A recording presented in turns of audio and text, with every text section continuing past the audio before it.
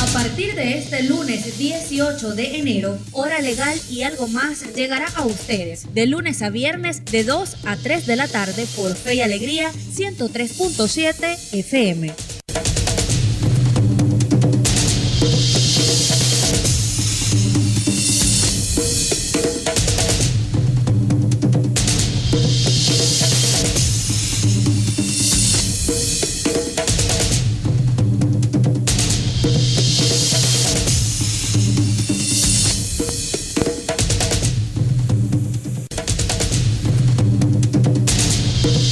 Son las 2:30 de la tarde, acá seguimos en Radio Fe y Alegría 103.7 FM y en Radio Fe y Alegría Nula 106.1 FM.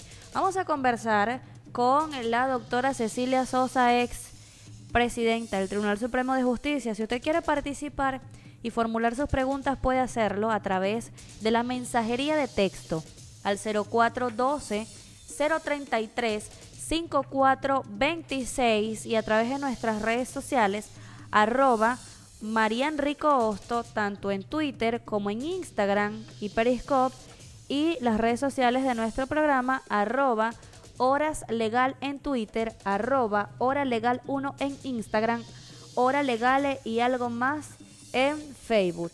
La doctora Cecilia Sosa es egresada de la Universidad Central de Venezuela como abogada con maestría en planificación y título de doctorado en ciencias administrativas en la Universidad de París. Además, ella posee un diplomado por la Escuela de Altos Estudios de Ciencias Sociales, donde obtuvo el título de planificación prospectiva. En el área de docencia ha sido catedrática de Derecho Administrativo de la UCB y también de la Universidad Católica Andrés Bello. Fue directora del Instituto de Investigaciones Jurídicas de la Universidad Católica Andrés Bello. También se ha desempeñado como conjuez, presidenta de la Primera Corte de lo Contencioso Administrativo. Una vez designada magistrada de la República de Venezuela, llegó a ser la primera mujer en presidir una Corte Suprema de Justicia en el continente americano, la cual lo ejerció por 4 periodos consecutivos, además de haber estado simultáneamente en la presidencia de la Sala Político-Administrativa. Como magistrada, fue la encargada de enjuiciar al presidente Carlos Andrés Pérez en aquella oportunidad por malversación de fondos públicos. Igualmente, presidía el Tribunal Supremo de Justicia y en aquella oportunidad fue la que dictó una polémica sentencia en la que afirmó que la voluntad soberana del pueblo está por encima de cualquier ley. Doctora, muy buenas tardes. Bienvenida a Hora Legal y Algo Más para Radio Fe y Alegría, Red Nacional. Quisiera iniciar por saber cuáles fueron los elementos de hecho que se subsumieron en la denuncia que usted interpuso contra el presidente de la República, Nicolás Maduro, y el diputado Diosdado Cabello por rebelión civil. Muy buenas tardes y gracias por aceptar conversar con nosotros. Bueno, en primer lugar, gracias por la invitación, doctora Rico, de verdad un placer, sobre todo estar en contacto con Fe y Alegría y su radio, a la que me une un gran afecto y un gran reconocimiento por su trabajo. Efectivamente, respondiendo a tu pregunta, tanto el profesor y ex magistrado Duque Corredor como mi persona estuvimos en una denuncia formal que presentamos ante el Ministerio Público alrededor del 22 de diciembre del año pasado, en el cual denunciamos a estos dos altos funcionarios para ese momento por rebelión civil. El fundamento de la rebelión civil es que desde sus altos funciones estaban permanentemente haciendo un llamado a la ciudadanía, a las personas que ellos consideran siguen, digamos, el movimiento político, el movimiento del PSV, etcétera, exhortándolos materialmente a salir a la calle y a salir a la calle en términos de comenzar digamos, a poner en evidencia que la Asamblea Nacional no podía instalarse el 6 de enero del año en curso. Esta situación, aunado a una iniciativa del para entonces presidente de la Asamblea Nacional, Diosdado Cabello, de crear el Parlamento Nacional Comunal, una institución que no existe, una organización que no existe en ninguna constitución, por supuesto, y ninguna ley de la República, era un poco una preparación para poner en evidencia que paralelamente la sede del sitio donde se iba a instalar la asamblea estaría tomado por esta organización que hacía mención el presidente de la Asamblea Nacional. Todo en mira como a crear una confusión, a crear un espíritu ya de que las elecciones no habían sido lo suficientemente transparentes, a exhortar a sus seguidores a tener una actitud hostil, que es la palabra que se utiliza cuando se coloca a una persona en rebelión civil, a la instalación de un órgano que en este caso como Asamblea Nacional estaba legítimamente electo. En consecuencia, pues introdujimos esa denuncia formal. No hemos tenido ningún conocimiento de que el Ministerio Público ni siquiera hubiera tomado la iniciativa de abrir alguna averiguación. El transcurrir del tiempo, no sé si ayudamos a que se instalara la Asamblea Nacional en la sede correspondiente y que la exhortación a la ciudadanía no terminó, por lo menos hasta este momento, teniendo un eco que verdaderamente impidiera, como se pretendía, la instalación de la Asamblea como órgano legítimamente electo. Ahora, doctora, en el tema de los magistrados, y les recuerdo que conversamos con la doctora Cecilia Sosa, ex presidenta del Tribunal Supremo de Justicia. Yo quiero imaginarme, y la voy a invitar a que se lo imagine conmigo, que usted es presidenta del Tribunal Supremo de Justicia y que la antigua Asamblea Nacional, la Junta Directiva anterior, designa a esos magistrados que efectivamente ya asumen sus cargos en sala civil, constitucional y electoral. Siendo usted presidenta del Tribunal Supremo de Justicia, ¿cuál fuese su pronunciamiento? ¿Cuáles fuesen sus acciones? Tú dices qué haría yo si ocurre una sustitución de magistrados, es lo que me estás preguntando. En las condiciones en las que lo designaron la antigua Junta Directiva de la Asamblea Nacional. ¿Cómo era antes y cómo era ahora?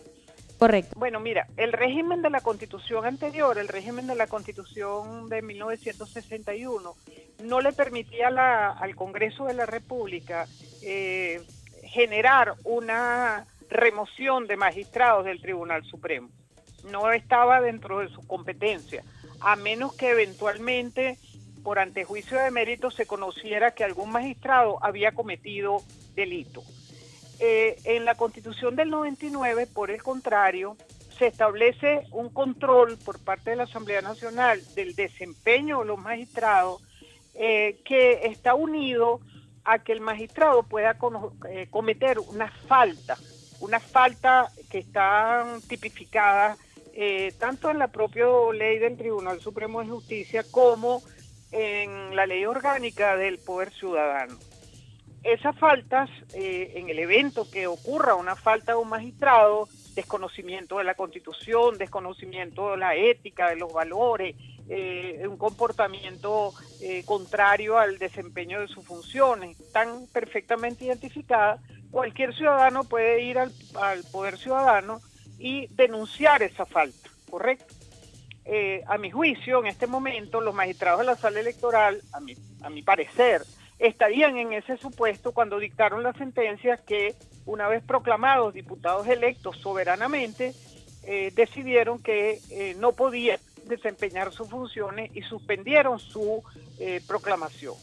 Pero más allá de eso, la respuesta sería que quien tiene, si es por falta, que pronunciarse previamente a la consideración de la Asamblea Nacional es el Poder Ciudadano. Una vez que el Poder Ciudadano hace el informe que dice que al lugar a la falta, como ha sucedido en varias oportunidades, sucedió con el magistrado que salió del país, en el cual el dictamen del Poder Ciudadano fue que lo removieran de su cargo.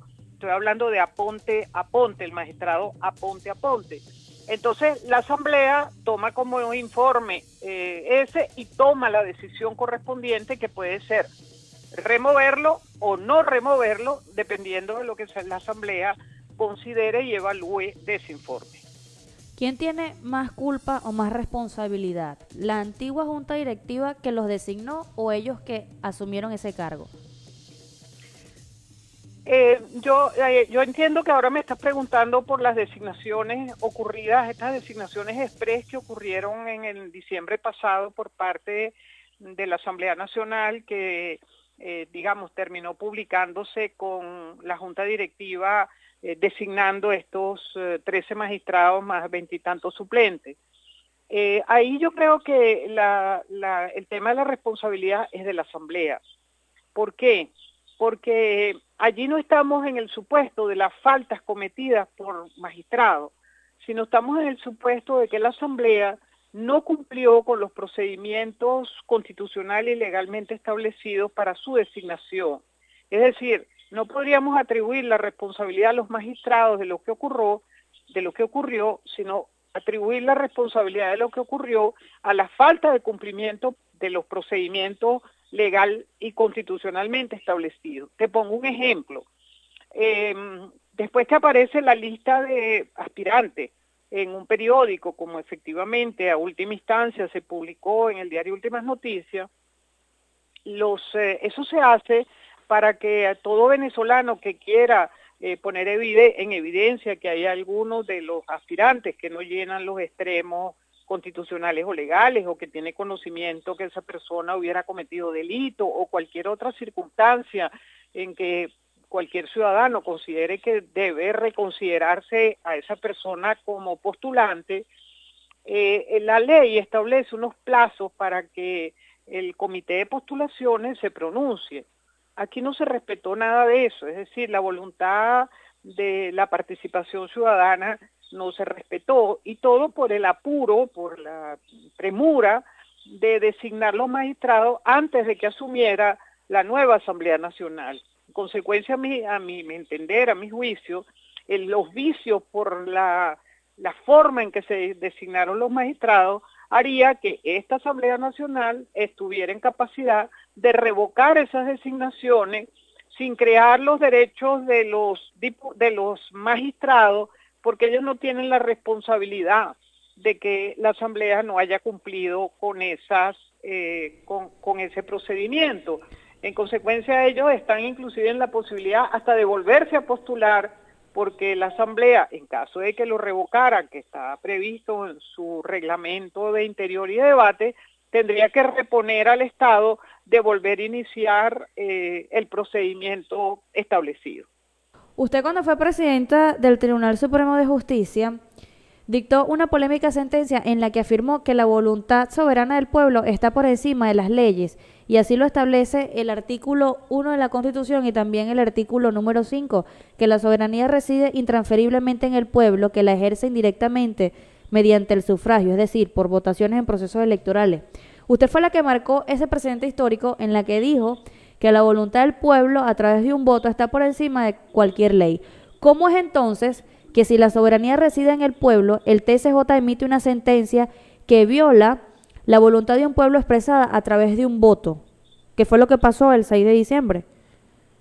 Bueno, yo ahora te tengo que reconocer que tu análisis es perfecto, que lo comparto plenamente, que estás dando una lección importante a todos los que nos están oyendo para que ese principio siga siendo respetado, siga siendo defendido, no solo, como tú muy bien lo decías, por el hecho de que el soberano es en definitiva el conductor del código de vida, que es la Constitución, pero que ningún poder constituido puede transformarse como en su monarca, en el que le dice todo lo que tiene que hacer, y más si lo obliga o lo está condicionando a violar la Constitución.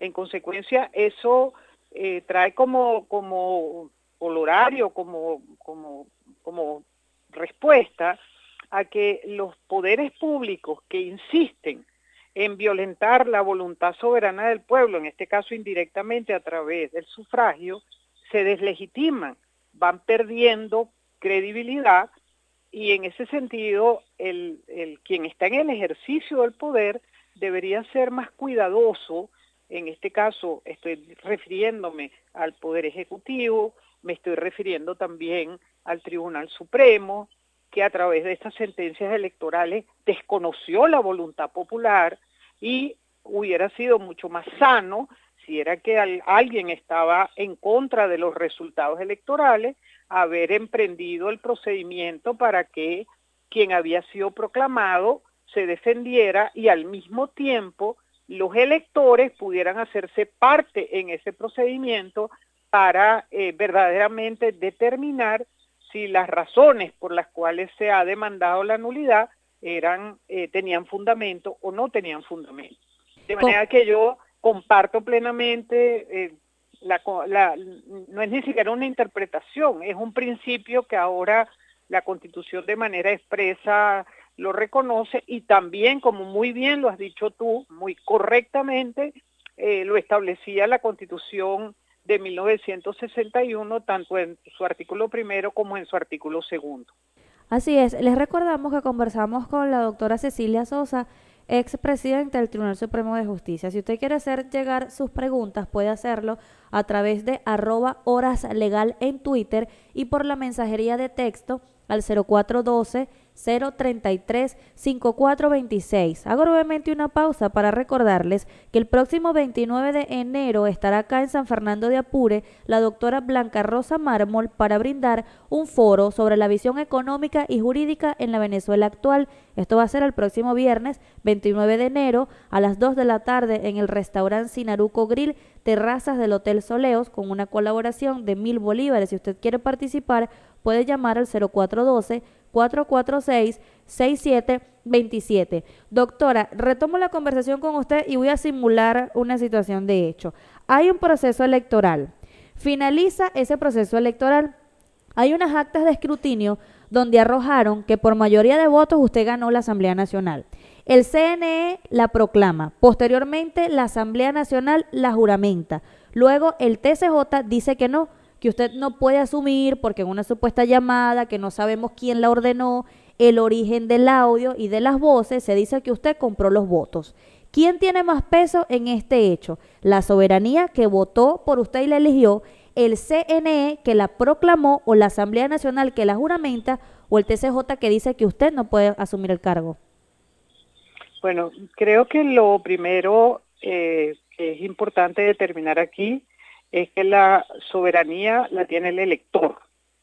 La soberanía ejercida en el voto transmite a quien terminó obteniendo los votos necesarios para ser proclamado, transmite esa representación que significa ser diputado. El Consejo Nacional Electoral certifica que el resultado es fidedigno desde el punto de vista del número de votos mayores que ha sacado esta persona sobre su segundo contendor, y lo proclama. Es decir, la secuencia va determinando que una vez proclamada este diputado o esta diputada, esta persona proclamada adquiere la condición de diputado proclamado, con además la prerrogativa de la inmunidad parlamentaria desde el momento que se le proclama.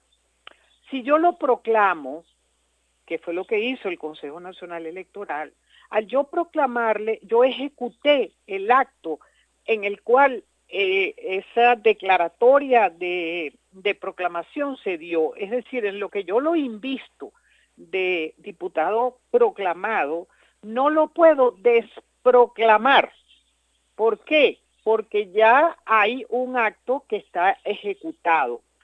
Esa es la falla constitucional más importante que tiene la sentencia de la Sala Electoral, no solamente en la primera decisión que dice que suspende un acto que ya se ejecutó, sino en la segunda decisión que dice que la Asamblea lo desproclame. Es que él no puede ser desproclamado. La Asamblea ni dictó el acto del Consejo Nacional Electoral, ni lo proclamó como diputado. Lo único que hizo la Asamblea Nacional fue recibir un documento de proclamación que tenía ese diputado y juramentarlo, es decir, es el órgano que tiene la capacidad de incorporar a un diputado que ya había sido proclamado. Entonces, esto de hacer responsable a la Asamblea Nacional porque había juramentado a unos diputados es una cosa verdaderamente inexplicable, vamos a llamarlo así, no solamente para el derecho, sino para cualquier persona que tenga sentido común. Claro, quién sabe, no te has atrevido a preguntarme cuál fue la razón de que la sala electoral hiciera esto precisamente para impedir que a través de la instalación de la asamblea, la comunidad social venezolana viera la instalación de las 2/3 partes de la mayoría más calificada que tiene la Constitución para votar cualquier tipo de acto, y era como un punto de honor para el gobierno que eso se sintiera en minusvalía, es decir, que empezara a sembrarse la duda en los electores, primero de que el proceso había sido transparente. Fíjense que ellos, es una cosa insólita que ministros del gobierno andan por el país diciendo, bueno, que hay miles de situaciones de fraude como las que se han presentado en Amazonas. Es decir, ¿de dónde quedó entonces que el sistema era tan puro, el sistema era tan perfecto, el informe que hizo y entregó los que acompañaron internacionalmente al proceso electoral, que dijeron que todo estaba perfecto, que todo estaba prístino, etcétera? Entonces había obviamente un interés político en que el elector sintiera que él era un maula y que es tan poco ciudadano que se dejó comprar por 2.000 bolívares a través de una grabación que por lo demás los magistrados de la sala electoral se hicieron, eso es delito, usar una grabación, más una grabación, como decías tú muy bien, de supuestamente una secretaria del gobernador con una persona anónima.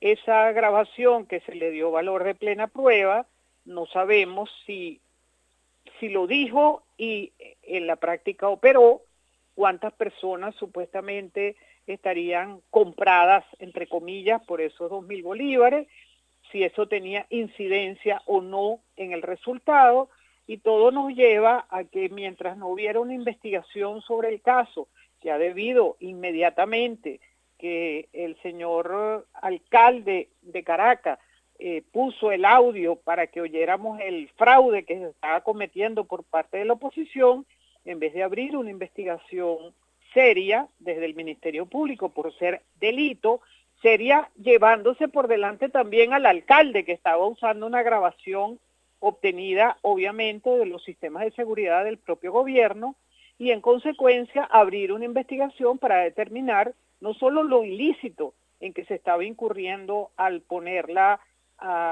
públicamente al conocimiento, sino el contenido mismo el de la propia grabación. De manera que, concluyendo, el Consejo Nacional Electoral, que fue el que proclamó a estos diputados, no ha dicho absolutamente a nada, que fue el que dictó los actos, que supuestamente terminó siendo responsable un órgano distinto que no tenía nada que ver con el asunto, que era la Junta Directiva de la Asamblea Nacional. ¿Era competencia de la sala electoral conocer esto o debíamos haber iniciado por el área penal? Yo creo que el inicio era obviamente penal, pero además el hecho de que haya dicho que los actos de la Asamblea Nacional, como lo dijo la segunda sentencia de la sala electoral, no eran nulos, más todos los que dictaran en el futuro eran nulos, una cosa verdaderamente que la sala electoral no tenía competencia para conocer de la nulidad de esos actos, porque no estábamos frente a un recurso de nulidad ni mucho menos, y que la única competente para conocer de la nulidad de los actos de la Asamblea Nacional es la Sala Constitucional. Ahora, doctor, aprovechando que usted posee un diplomado en la Escuela de Altos Estudios Sociales de París, donde obtuvo el título de Planificación Prospectiva, ¿cuál es la exploración que usted predice para Venezuela en los próximos meses? ¿Qué más puede ocurrir? ¿Qué podemos hacer? ¿Se siguen impugnando diputados, por lo menos en Falcón, en Guárico, en Aragua? ¿Qué más puede pasar? ¿Qué podemos hacer? Sí, yo creo que tienes una inquietud a mediano plazo que es muy válida, porque aunque estamos hablando de dos sentencias de la Sala Electoral, en el caso de Amazonas, hay 7 expedientes, y creo que hasta 8 ya, en los cuales están cuestionándose diputados que accedieron a ser diputados por la Mesa de la Unidad, y que numéricamente podían representar obviamente una baja importante en el número de diputados, como parece inscribirse en el sometimiento que tiene la sala electoral del gobierno. Yo creo que verdaderamente uno de los aspectos que es más importante aquí, sobre todo para los diputados que se les está cuestionando, digamos, el ser diputados ya, inclusive juramentados, es que cuál es la incidencia que tiene, y eso creo que es muy importante, que no solamente que se hagan parte en el proceso, sino que además denuncien ante el Ministerio Público la situación en que se encuentran frente, por lo menos los 3 diputados del Amazonas. Yo hubiera denunciado verdaderamente el tema de haber utilizado una grabación como elemento delictivo para haberme, digamos, sacado, aunque lo haya hecho voluntariamente, de retirarme de o sea, de salir de la asamblea temporalmente, sobre todo que a mi juicio ellos siguen teniendo la inmunidad parlamentaria. Pero no hay duda de que hay una espada de Damocles si el tribunal sigue siendo el operador político del gobierno para impedir numéricamente la presencia de los magistrados, y pareciera que este decreto del estado de excepción está en esa búsqueda, es decir, le quito competencias a la asamblea, las asumo como presidente por 60 días más 60 días más, y en ese periodo voy sacando sentencias que van desincorporando de su curul por X razón a los que hoy están sentados en la Asamblea Nacional. De manera que creo que aquí hay un trabajo político que hacer, y por supuesto también un trabajo jurídico de atender con mucha oportunidad el desarrollo de esos expedientes, y no creer que nos quedamos solamente con el tema de un Estado que quedó sin representación en la Asamblea Nacional,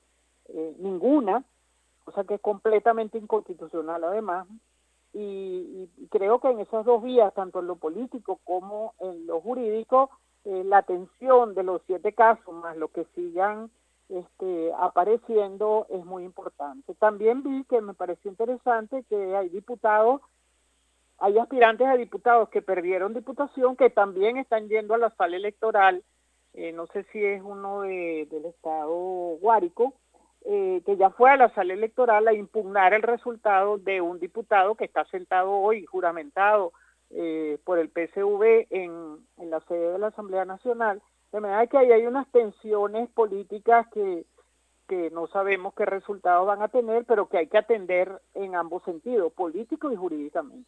Sí, así es. El día de ayer nosotros conocíamos información de que Rumi Olivo se dirigió a la sala electoral para realizar impugnación en esa área de su competencia. Ahora, siguiendo con el tema de el estado de excepción, nos llegan preguntas a través de la mensajería de texto, el 0412-033-5426, y a través de nuestras redes sociales, @horaslegal en Twitter, @mariaenricohosto.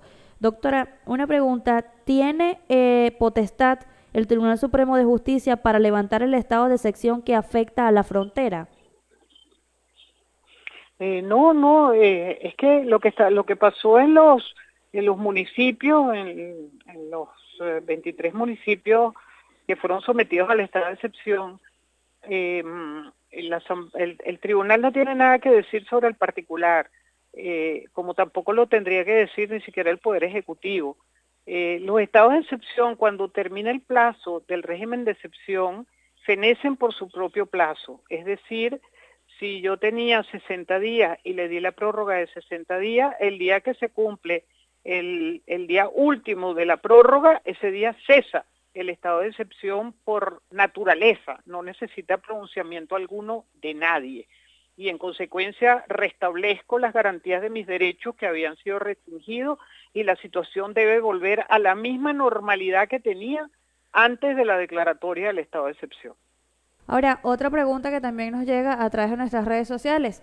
¿Qué tan constitucional es el decreto de emergencia económica? Nos pregunta @IsraelUnidad desde Puerto La Cruz. El día de ayer, casualmente, el Tribunal Supremo de Justicia emitió una nota de prensa a través de su portal donde decía TSJ declara constitucional el decreto de emergencia económica. ¿Su opinión al respecto?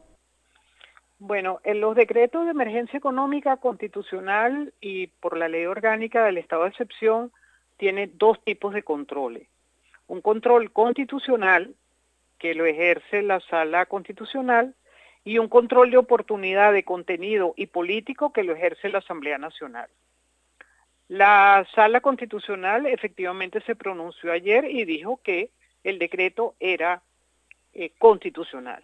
Cuando uno lee la sentencia, no nos vamos a extender en eso porque no tiene mucho sentido, a uno le llama la atención que lo que ha debido como controlar, que es la constitucionalidad del decreto, tiene más de la mitad de la sentencia hablando de un tema económico. Pareciera que se suplantó al análisis de la emergencia económica que debe hacer la Asamblea Nacional.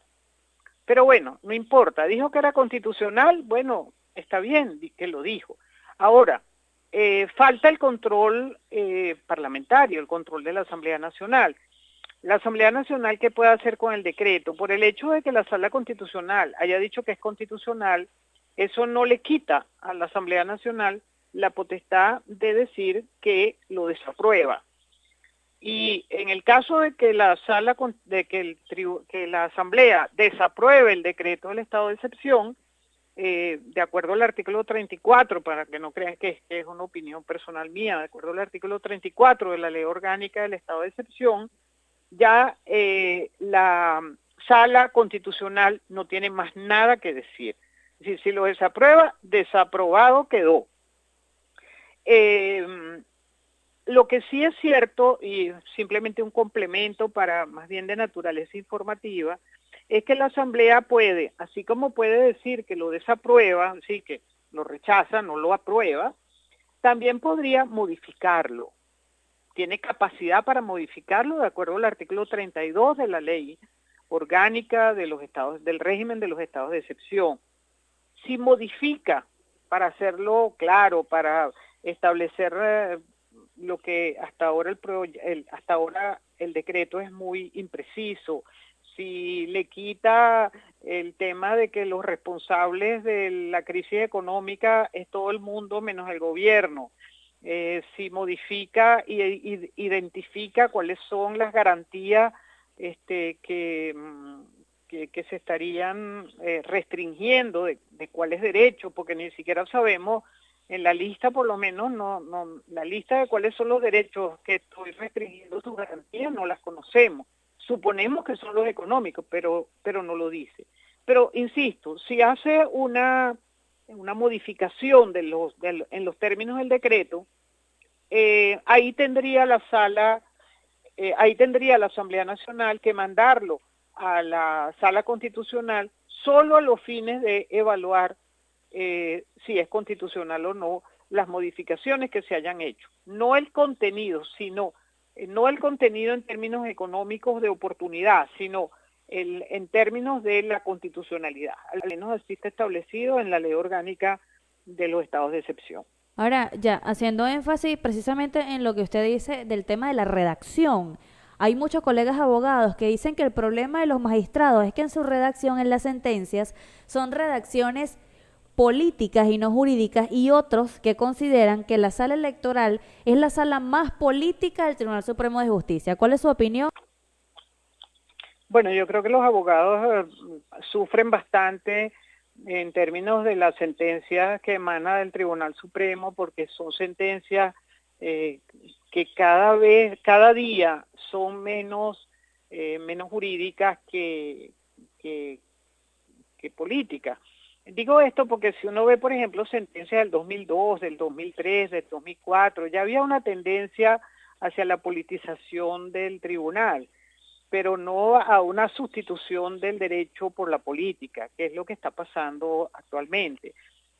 Cualquier persona, ni siquiera abogado, que lea la sentencia que declaró la constitucionalidad del decreto, se da cuenta que esta sentencia la debe haber hecho el ministro de Economía, porque esto jurídicamente lo único que hace es repetir los artículos de la Constitución, repetir los artículos de la ley orgánica de los estados de excepción y terminar declarando que de una manera insólita dice, declara meritorio lo que hace Maduro para proteger al pueblo y a sus instituciones de la desestabilización económica producida por factores externos e internos. Es decir, aquí no hay ninguna argumentación de naturaleza jurídica, invoca todos los principios y valores de la Constitución, pero no guarda ninguna relación con el decreto ni con su contenido. En consecuencia, bueno, los abogados tienen toda la razón en sufrir,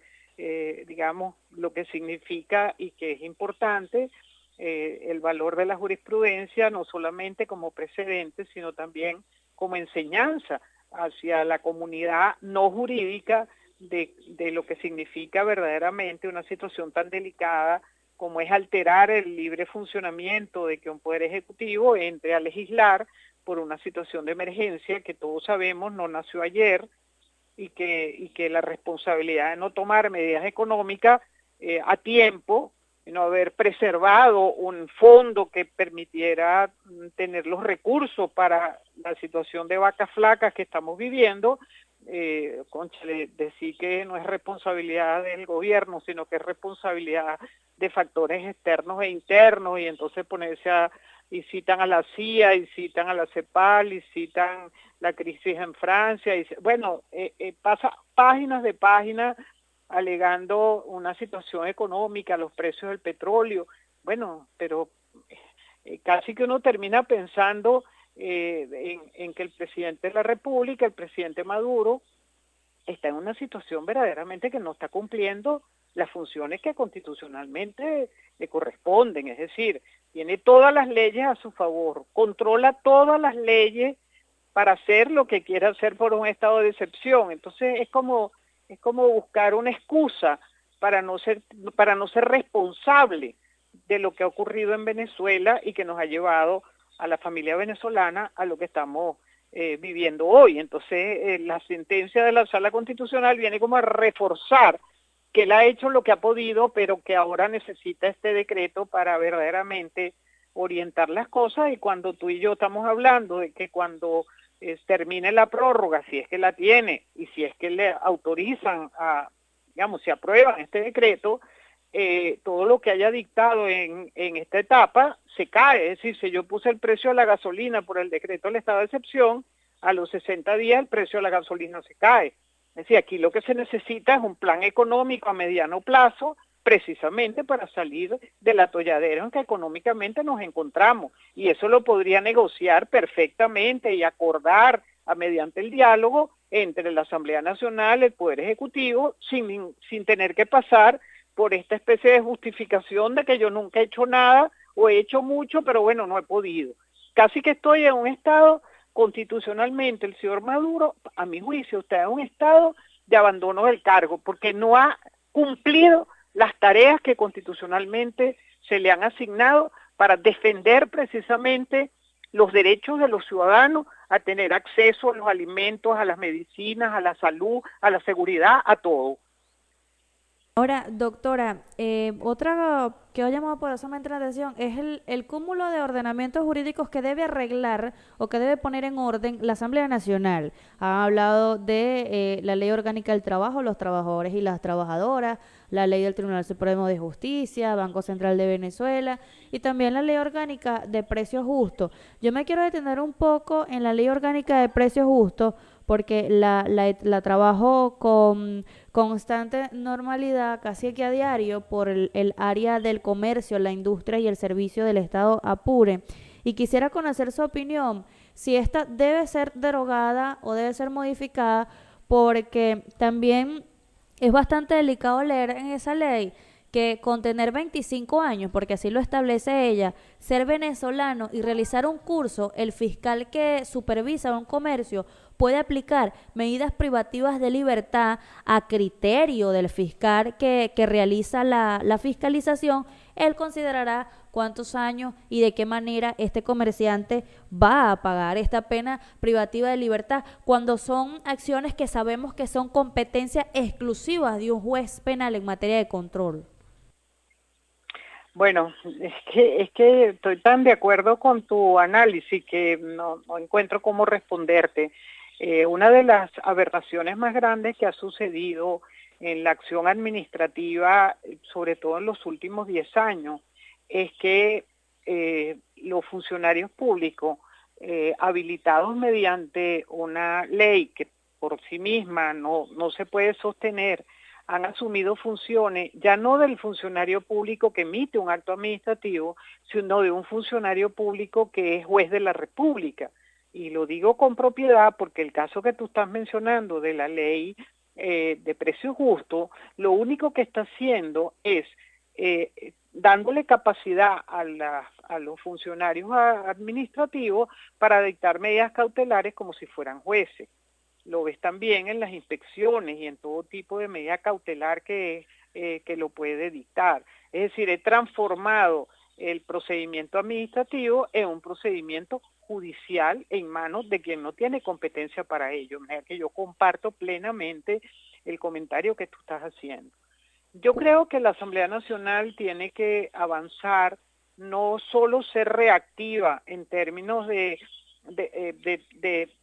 analizar lo que le plantee el Tribunal Supremo o lo que le plantee la Asamblea, el Poder Ejecutivo, sino tiene que tomar también iniciativas valederas que el ciudadano entienda que está trabajando para él. Yo creo que llegó el momento también de que los representantes diputados, aunque hayan llegado a la Asamblea por el PSV, entiendan de una vez por todas, como tienen que entender los diputados que llegaron por la Mesa de la Unidad, que ellos nos representan a todos los venezolanos, ellos nos representan al partido mediante el cual ellos pudieron llegar a juramentarse como diputados.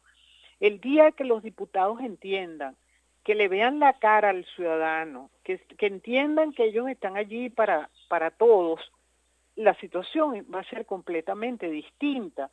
Mientras sigamos dentro de la Asamblea con que unos son de oposición y otros son del gobierno, el elector va a ir perdiendo la confianza en lo que significa votar, en lo que significa elegir, y eso es lo más grave que puede ocurrir en un país.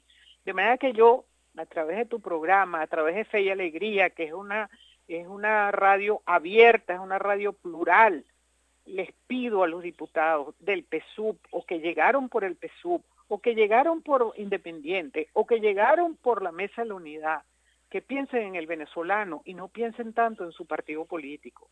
El día que eso pase, que además constitucionalmente está establecido por primera vez en la historia constitucional venezolana, que el diputado vota en conciencia, no vota por instrucciones superiores de nadie.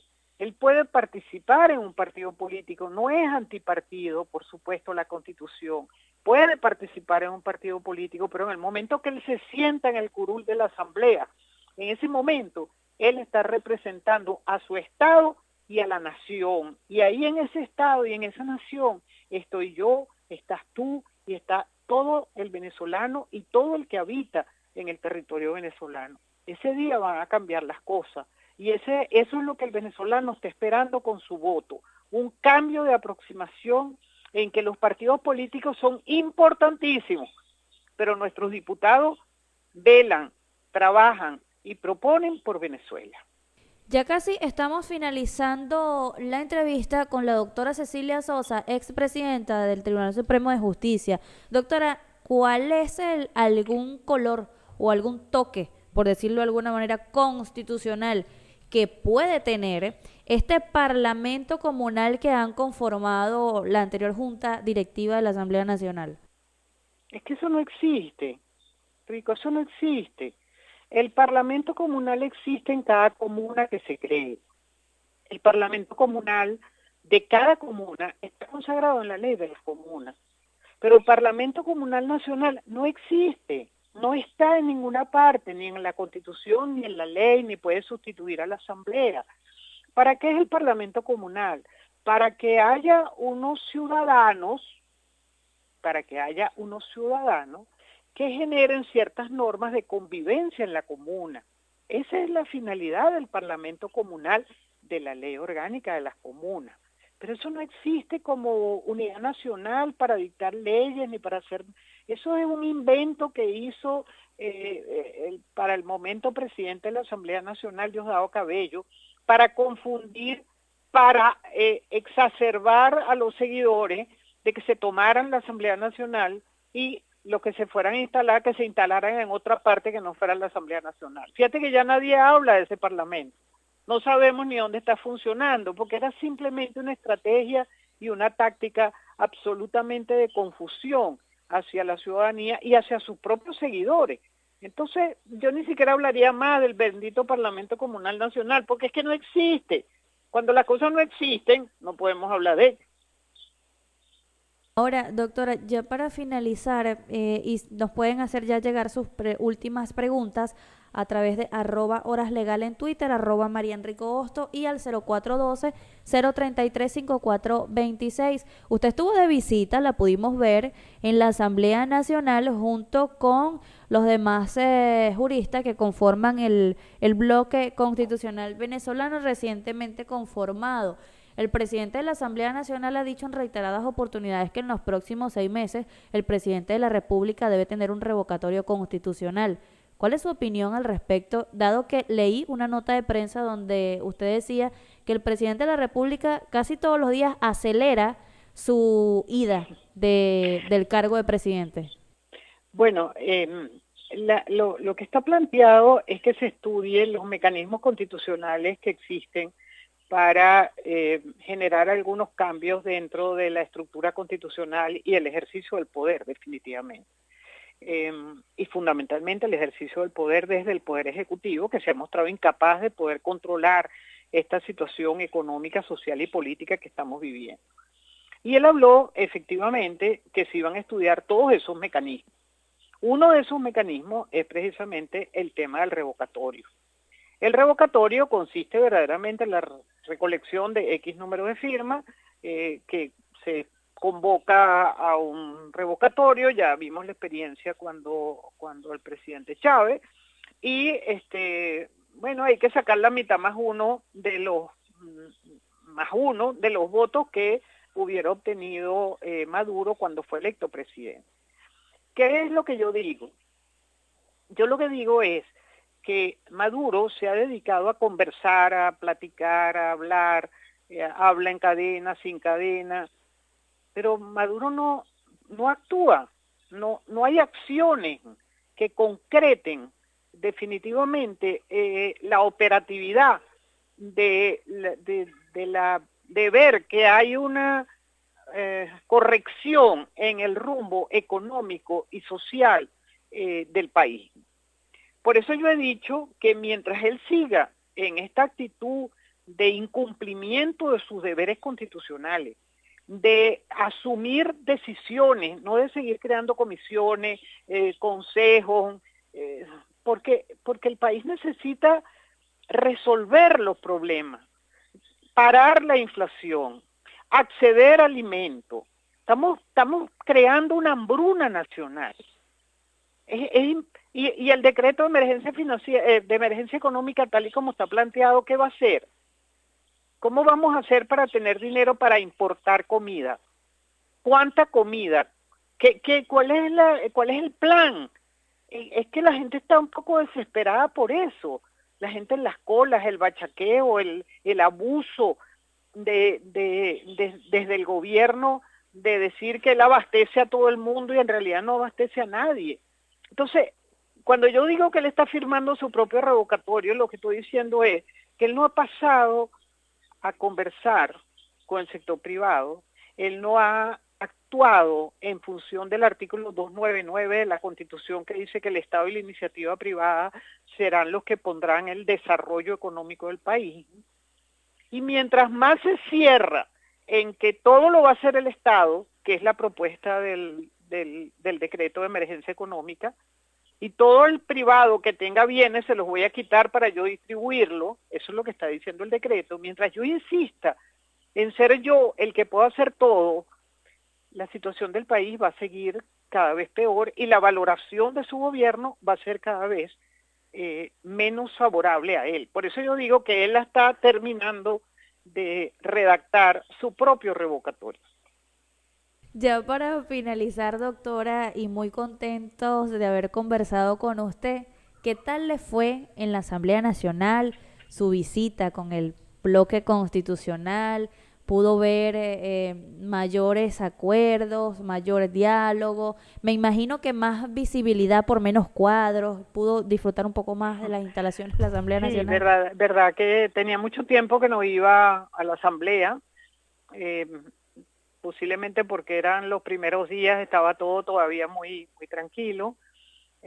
Sí, fuimos recibidos por el presidente de la Asamblea Nacional, un grupo de abogados que estamos promoviendo el bloque parlamentario en todos los estados, en todos los colegios de abogados, un poco movilizando el tema jurídico, que es muy importante, y fuimos a plantearle concretamente la revocatoria de las designaciones de los magistrados express que hizo la Asamblea Nacional en diciembre, y dándole la idea de que si se generaba una comisión para que evaluara eso, nosotros podíamos hacer algún aporte a esa comisión, como efectivamente lo hicimos posteriormente, una vez creada la comisión que está estudiando esa situación, y presentamos a su vez un documento en el cual alegamos que los magistrados fueron designados con violación absoluta del procedimiento constitucional y legalmente establecido, y que procedan a la revocatoria de esas designaciones, que no ha creado derechos en esos magistrados, que no hay que examinar ni pedir la consulta al Consejo Moral Republicano, porque no es un tema de faltas de magistrados, sino de falta de la Asamblea Nacional, y que reponga al Estado de iniciar ese procedimiento nuevamente para que la Asamblea se legitime y a su vez legitime a un Tribunal Supremo que no obedezca a los criterios de sometimiento partidista como lo tenemos en este momento, y de esa forma, digamos, procurar una independencia del Poder Judicial que es tan importante en un Estado de Derecho. Doctora, muchísimas gracias por haber aceptado conversar con nosotros en Hora Legal y Algo Más para Radio Fe y Alegría Red Nacional. Todo mi aprecio para ustedes, para la radio, y bueno, no es fácil mantener una hora legal en este país, así que te felicito. Gracias, doctora. Casualmente en estos días lo comentábamos en Fe y Alegría, que no pensábamos que Hora Legal y Algo Más iba a tener tanto de qué hablar todos los días y a cada momento, y estamos muy contentos de poder contar con opiniones como ustedes, como la doctora Mármol, el doctor José Vicente Aro, que también ha estado conversando con nosotros esta semana, el doctor Alfredo Romero y muchos otros especialistas, y esperamos seguirles comunicando para que compartan con nosotros en nuestros próximos programas. Muchas gracias y te felicito por tu programa. Gracias, doctora. Conversábamos con la doctora Cecilia Sosa, ex presidenta del Tribunal Supremo de Justicia. Nosotros hemos llegado al final por la tarde de hoy. Quiero agradecer a mi compañero de trabajo, además el padrino de Hora Legal y Algo Más, nuestro amigo Pedro Laya, de su programa Desde la Web, por habernos permitido un espacio de casi 30 minutos más para poder conversar ampliamente estos temas bastante interesantes y aprovechar el conocimiento de la doctora Cecilia Sosa. Les recuerdo que la Cámara de Comercio presenta una visión económica y jurídica en la Venezuela actual el próximo viernes 29 de enero con la presencia de la doctora Blanca Rosa Mármol de León y en conjunto con el economista Efraín Yadala.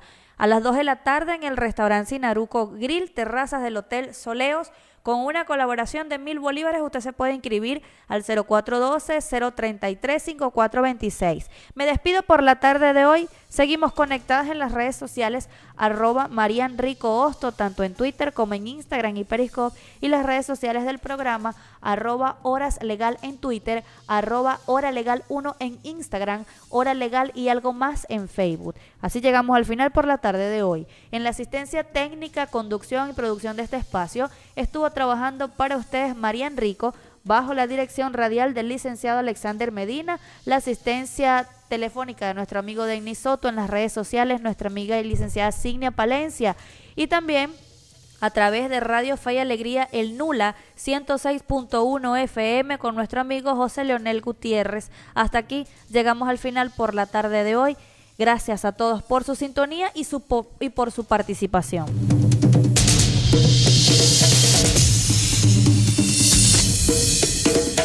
Hasta aquí la hora legal y algo más.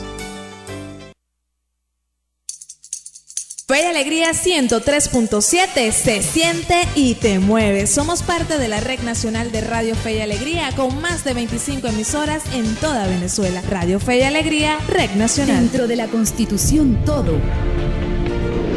Artículo 80. El Estado garantizará a los ancianos y ancianas el pleno ejercicio de sus derechos y garantías.